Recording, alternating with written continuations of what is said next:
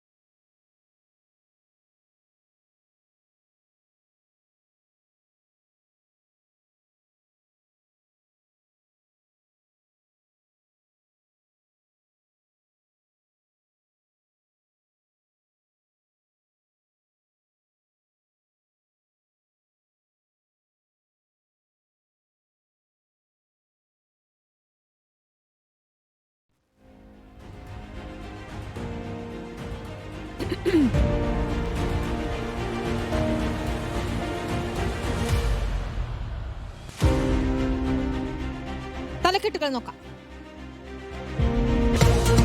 മുൻ മുഖ്യമന്ത്രിയുടെ രക്ഷാപ്രവർത്തകർ ഇനി വീട്ടിലിരിക്കും. യൂത്ത് കോൺഗ്രസ് പ്രവർത്തകരെ തല്ലിയ 5 പോലീസുകാർക്ക് സസ്പെൻഷൻ. രാഷ്ട്രീയ പ്രതികാരമല്ലെന്ന് മുഖ്യമന്ത്രി. അജിത് കുമാറിനെതിരെ നടപടിയുണ്ടോ എന്ന ചോദ്യത്തിന് റിപ്പോർട്ട് പരിശോധിച്ച ശേഷം കൂടുതൽ നടപടിയെന്ന് വി.ഡി. സതീശൻ. വരട്ടെ, നമ്മൾ ആ റിപ്പോർട്ട് മുഴുവൻ പരിശോധിച്ചിട്ട് ഉചിതമായ തീരുമാനങ്ങളാണ്. അതല്ലേ ഞാൻ പറഞ്ഞത്. മനസ്സിലായി, എനിക്ക് ചോദ്യം മനസ്സിലായി. ഉചിതമായ തീരുമാനങ്ങൾ എല്ലാ കാര്യത്തിലും ഉണ്ടാവും. ജാമ്യം ലഭിക്കുന്ന വകുപ്പുകളെന്ന് നിരീക്ഷിച്ച് പ്രതികളുടെ ജാമ്യാപേക്ഷ തീർപ്പാക്കിയ ആലപ്പുഴ പ്രിൻസിപ്പൽ സെഷൻസ് കോടതി. പ്രധാനമന്ത്രിയുമായി കൂടിക്കാഴ്ച നടത്തി മുഖ്യമന്ത്രി. സ്വപ്ന പദ്ധതികളിൽ കേന്ദ്ര സഹായവും കടമെടുപ്പിൽ ഇളവും തേടി. PM-ശ്രീയുടെ നിയമവശങ്ങൾ പരിശോധിക്കുകയാണെന്നും വി.ഡി. സതീശൻ. അതും അതിന്റെ ലീഗലായിട്ടുള്ള കാര്യങ്ങൾ ഞങ്ങളത് പരിശോധിക്കുന്നു. ഞാനത് പറഞ്ഞു കഴിഞ്ഞ ദിവസം മന്ത്രിസഭാ യോഗത്തിൽ ഞങ്ങളത് ചർച്ച ചെയ്തു. അതിന് നിയമപരമായ കാര്യങ്ങൾ കൂടി ചർച്ച ചെയ്തുകൊണ്ടിരിക്കും. മോദിയുടെ ഔദ്യോഗിക വസതിയിൽ കൂടിക്കാഴ്ച നീണ്ടത് 40 മിനിറ്റോളം. ധനമന്ത്രിയുമായും ചർച്ച നടത്തി. Reporter big breaking. കാത്തിരിപ്പിന് വിരാമമിട്ട് സൗദി ജയിലിൽ കഴിഞ്ഞിരുന്ന അബ്ദുൾ റഹീം നാട്ടിലേക്ക്. മോചന ഉത്തരവിൽ ഒപ്പുവെച്ച അധികൃതർ. ബാക്കിയുള്ളത് എമിഗ്രേഷൻ നടപടികൾ മാത്രം. പെരുന്നാൾ സന്തോഷമെന്ന കുടുംബം. മോചനം 20 വർഷങ്ങൾക്ക് ശേഷം.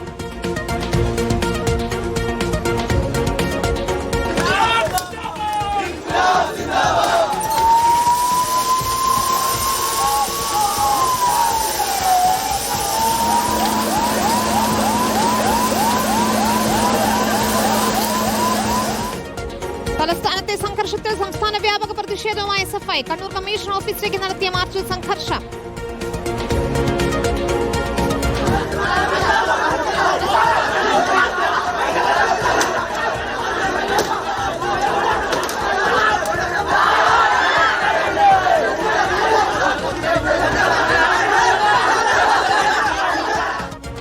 സെക്രട്ടേറിയറ്റ് മാർച്ച് തടഞ്ഞ പോലീസ്. പാലക്കാട്ടും മലപ്പുറത്തും തൃശൂരും ജലപീരങ്കി. പാളയത്തെ തെരുവ് യുദ്ധത്തിൽ SFI നേതാക്കൾക്കെതിരെ കേസ്.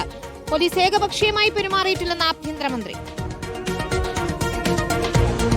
മുനമ്പം ഭൂപ്രശ്നത്തിൽ രാഷ്ട്രീയ വിവാദം തുടരുന്നു. LDF സർക്കാർ സ്വീകരിച്ചത് സംഘപരിവാറിന് കുടപിടിക്കുന്ന നിലപാടെന്ന് മുഖ്യമന്ത്രി.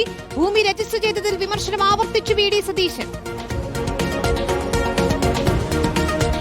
എന്തുകൊണ്ടാണ് ഒരു ഗവൺമെന്റ് പോയി കഴിഞ്ഞിട്ട് ഈ വഖഫ് ബോർഡ് അവസാനത്തെ സമയത്ത് പോയിട്ട് ഇത് വോട്ടിൽ രജിസ്റ്റർ ചെയ്തു?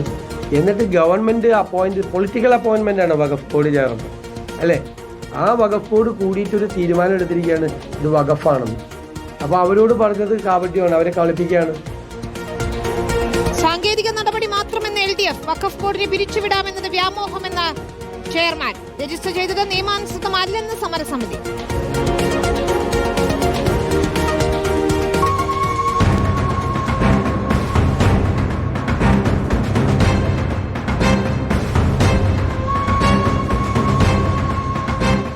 വയനാട് മേപ്പാടിയിൽ കാട്ടാന ആക്രമണത്തിൽ മരിച്ച ജെസ്സിക്ക് വിട നൽകി നാട്. ആക്രമണം ഭർത്താവിനൊപ്പം ബൈക്കിൽ ജോലിക്ക് പോകുമ്പോൾ മുണ്ടക്കയിൽ ഫോറസ്റ്റ് ഓഫീസ് ഉപരോധിച്ച നാട്ടുകാർ. 10 ലക്ഷം രൂപ ധനസഹായം പ്രഖ്യാപിച്ചു വനം വകുപ്പ്. കാട്ടാന ആക്രമണം തടയാൻ 2 ആഴ്ചയ്ക്കുള്ളിൽ മാർഗരേഖ തയ്യാറാക്കുമെന്ന് വനം മന്ത്രി ഷിബു ബേബി ജോൺ. വിവാദങ്ങൾക്കിടെ താരസംഘടന അമ്മയിൽ പരസ്യ പ്രതികരണങ്ങൾക്ക് വിലക്ക്. എക്സിക്യൂട്ടീവ് അംഗങ്ങൾ മാധ്യമങ്ങളെ കാണരുതെന്ന നിർദ്ദേശം. ബൈലോ പ്രകാരം പ്രസിഡന്റാണ് ഔദ്യോഗിക വക്താവെന്ന വിശദീകരണം. ജനറൽ ബോഡി യോഗം നേരത്തെ വിളിച്ചു ചേർക്കാൻ തീരുമാനം. ഭരണസമിതി പിരിച്ചുവിടണമെന്ന് മല്ലിക സുകുമാരൻ. ഹയർ സെക്കൻഡറി പരീക്ഷയിൽ 77.97% വിജയം. കൂടുതൽ വിജയ ശതമാനം ഇടുക്കിയിലും, കുറവ് കാസർഗോഡും. 76 സ്കൂളുകൾക്ക് 100% വിജയം. BHSയിൽ 72.49% വിജയം. പാഠപുസ്തക വിതരണത്തിൽ പ്രതിസന്ധിയില്ലെന്ന് വിദ്യാഭ്യാസ മന്ത്രി. ഹൈക്കമാൻഡിനെ വെട്ടിലാക്കി കർണാടകയിൽ മുഖ്യമന്ത്രി കസേരയ്ക്ക് പിടിവലി. സമവായത്തിന് വഴങ്ങാതെ DK ശിവകുമാറും സിദ്ധരാമയ്യയും. നേതാക്കളുമായി ദില്ലിയിൽ രാഹുൽ ഗാന്ധിയുടെ ചർച്ച. വികസനം ആവശ്യപ്പെട്ട് സിദ്ധരാമയ്യ ഇതുവരെ ദില്ലിക്ക് പോയിട്ടില്ലെന്ന് പരിഹസിച്ച് BJP.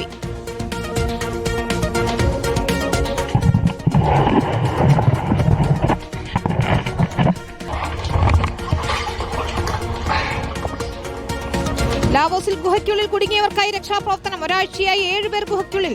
മഴയത്ത് മണ്ണിടിഞ്ഞതോടെ രക്ഷാപ്രവർത്തനം അതീവ ദുഷ്കരം. അകപ്പെട്ടത് സ്വർണം തേടി ഗുഹയിലേക്ക് പോയ ഗ്രാമീണർ.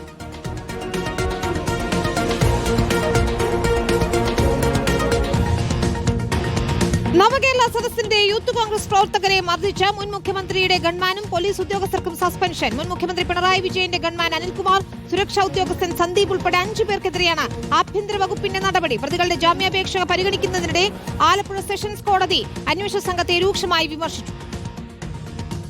പിണറായി വിജയൻ മുഖ്യമന്ത്രിയായിരുന്നപ്പോഴും ഇപ്പോൾ പ്രതിപക്ഷ നേതൃസ്ഥാനത്തിരിക്കുമ്പോഴും പേഴ്സണൽ സെക്യൂരിറ്റി ഓഫീസറായി ജോലി ചെയ്യുന്ന അനിൽകുമാർ, അന്ന് അകമ്പടി സേവിച്ചിരുന്ന എസ്കോട്ട് സംഘത്തിലുണ്ടായിരുന്ന S. സന്ദീപ്, അരുൺ, വിപിൻ, ഷൈജു എന്നിവർക്കെതിരെയാണ് നടപടി.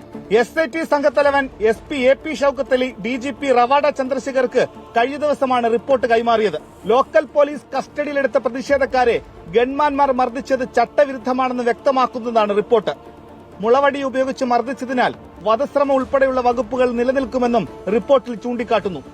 ആശ്വാസവും ആത്മവിശ്വാസവും തോന്നുന്നുവെന്ന് മർദ്ദനമേറ്റ അജയ് ജുവൽ കുര്യാക്കോസ്. കേരള സമൂഹത്തിന് വളരെയേറെ ആശ്വാസം നൽകുന്ന ഒരു വാർത്തയാണ് വന്നിരിക്കുന്നത്. കാരണം ജനങ്ങൾ മുഴുവൻ കണ്ടിരുന്ന ഒരു വിഷ്വൽ അത് ഇല്ല എന്ന് പറഞ്ഞുകൊണ്ട് ജനങ്ങളെ തെറ്റിദ്ധരിപ്പിക്കുന്ന അല്ലെങ്കിൽ ആൾക്കാരെ മുഴുവൻ ഈ നിയമത്തോടുള്ള അല്ലെങ്കിൽ പോലീസുകാരോടുള്ള ഒരു ആത്മവിശ്വാസം നഷ്ടപ്പെടുത്തുന്ന തരത്തിലുള്ള നടപടിയായിരുന്നു ഇവരുടെ ഭാഗത്തുനിന്ന് ഉണ്ടായിക്കൊണ്ടിരുന്നത്. അതേസമയം പ്രതികൾ സമർപ്പിച്ച മുൻകൂർ ജാമ്യാപേക്ഷ ആലപ്പുഴ ജില്ലാ സെഷൻസ് കോടതി ഇന്ന് പരിഗണിച്ചു. പ്രതികൾക്കെതിരെയുള്ളത് ജാമ്യം ലഭിക്കാവുന്ന വകുപ്പുകൾ മാത്രമാണെന്ന് പറഞ്ഞ കോടതി മുൻകൂർ ജാമ്യാപേക്ഷ നിലനിൽക്കില്ലെന്ന് ചൂണ്ടിക്കാണിച്ചു. അന്വേഷണ റിപ്പോർട്ട് പൂർണ്ണമല്ലെന്ന് കാണിച്ച് ജില്ലാ സെഷൻസ് കോടതി ജഡ്ജി ഹണിയം വർഗീസ് പ്രോസിക്യൂഷനെയും വിമർശിച്ചു. ജാമ്യമില്ലാ വകുപ്പുകൾ ചുമത്തുമെന്ന വിദൂര സാധ്യത പോലും അന്വേഷണ റിപ്പോർട്ടിലോ മുൻകൂർ ജാമ്യാപേക്ഷ എതിർത്തുള്ള ഒബ്ജക്ഷൻ റിപ്പോർട്ടിലോ ഇല്ലാത്തതിനാൽ മുൻകൂർ ജാമ്യാപേക്ഷ കോടതി തീർപ്പാക്കി. റിപ്പോർട്ടർ, തിരുവനന്തപുരം, ആലപ്പുഴ.